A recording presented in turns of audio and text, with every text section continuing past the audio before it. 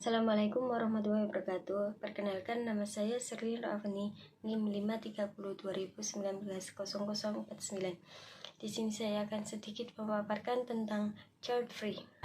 Istilah child free mendadak populer di tengah masyarakat. Tentu saja konsep tersebut dibarengi dengan pro dan kontra yang riuh. Banyak pihak yang menentangnya, tapi tak sedikit pula yang memberikan dukungan. Lantas apa sih sebenarnya child free itu? Apakah bisa memengaruhi kehidupan rumah tangga pasangan suami istri? Yuk kita simak penjelasan selengkapnya. Apa itu child free? Menurut Cambridge Dictionary, child free adalah sebuah konsep di mana seseorang memilih untuk tidak memiliki anak atau tempat dan situasi yang tanpa ada kehadiran anak.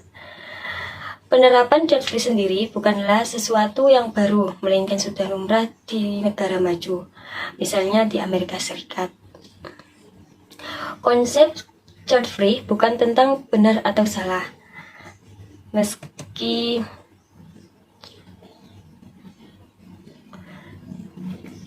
menurut Dr. Shannon Curry, psikolog klinis di Amerika Serikat, ada stigma yang terlanjur melekat pada masyarakat bahwa tujuan utama menikah adalah untuk memiliki anak. Narasi itu cenderung memberi tekanan pada kaum wanita, apalagi tak sedikit orang yang menganggap bahwa menikah tanpa adanya anak bisa menyebabkan penyesalan di akhir hidup. Ada 5 faktor pokok tentang child free. Yang pertama, isu fisik. Seperti fisik tidak mampu, misalkan dia punya penyakit turunan atau dia secara fisik tidak bisa punya anak karena fisik diri sendiri atau fisik pasangan. Dia sudah menikah tapi dia melihat tidak mampu, kayaknya gak usah deh, mending gak usah daripada ribet. Misalnya kayak gitu. Itu isu fisik. Yang kedua, kondisi psikologis. Misalkan gini, jadi yang tadi psikologis itu karena saya punya kelainan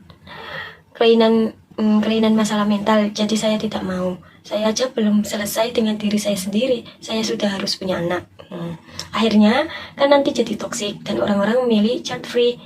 Mereka sadar bahwa mereka secara mental tidak mampu, maka mereka memilih untuk child free gitu. Yang ketiga, masalah ekonomi.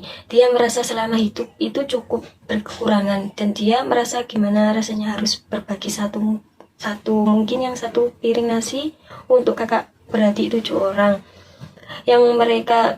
yang merasa susahnya seperti itu dengan usia kakak adik yang terlalu dekat, dan dia merasa hidup susah dan kekurangan uang. Jadi ada juga faktor keuangan gitu.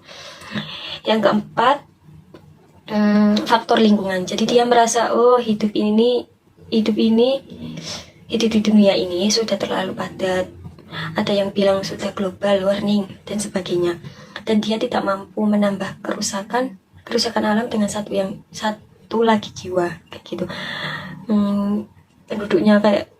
Penduduknya sudah terlalu padat kayak gitu. Yang terakhir, yang kelima, alasan personal.